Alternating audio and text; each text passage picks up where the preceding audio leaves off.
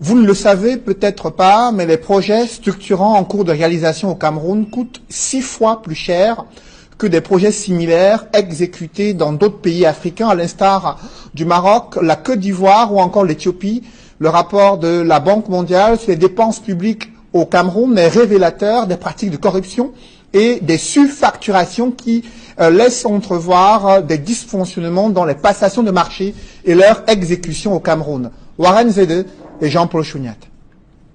Comparé aux autres pays d'Afrique, le Cameroun dépense 6 fois plus d'argent pour ses grands projets énergétiques, autoroutiers et logements sociaux, relève le rapport 2018 de la Banque mondiale. La corruption rampante et la surfacturation expliquent ces dépenses excessives. Nous constatons aujourd'hui que ceux qui sont en charge n'ont par ailleurs qu'un seul but, c'est de se mettre plein des poches.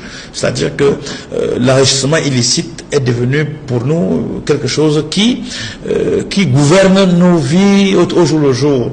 Aucun pays ne s'est développé lorsqu'on atteint ce niveau de vol, lorsqu'on atteint ce niveau de malgouvernance. Pour bien illustrer ce rapport, la Banque mondiale présente quelques projets déjà réalisés ou des ouvrages en cours de construction au Cameroun et ceux des pays d'Afrique de l'Ouest et de l'Est. Tenez par exemple, l'autoroute Douala-Yaoundé va coûter 399 milliards 211 millions de francs CFA, soit 5 milliards et demi le kilomètre de bitumage, à l'opposé de la Côte d'Ivoire et le Maroc, où le même kilomètre de route a coûté en moyenne 1 milliard 500 millions de francs. En clair, au Cameroun, le projet autoroutier Douala-Yaoundé et même Yaoundé-Simalène coûte 4 fois plus cher. Deuxième cas de figure, les barrages hydroélectriques.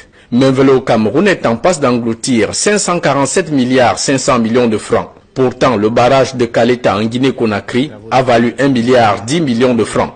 Gilgel B en Éthiopie, moins d'1 milliard, soit une différence de 400 milliards de francs CFA en plus au Cameroun. Les trafics d'influence, le défaut de suivi des organes en charge des contrôles justifie le laisser-aller des gestionnaires de la fortune publique. Ces institutions-là qui sont en charge justement, qui ont été mises en place pour que ce genre de dérapage n'arrive pas, ne sont pas à la hauteur et ne font pas leur job. On a l'impression que c'est les caisses enregistreuses, des factures présentées par ces entreprises en charge de réaliser, et que en fin de compte, et c'est là où le bas blesse, nous pensons à des rétrocommissions. La Banque mondiale cite aussi les logements sociaux.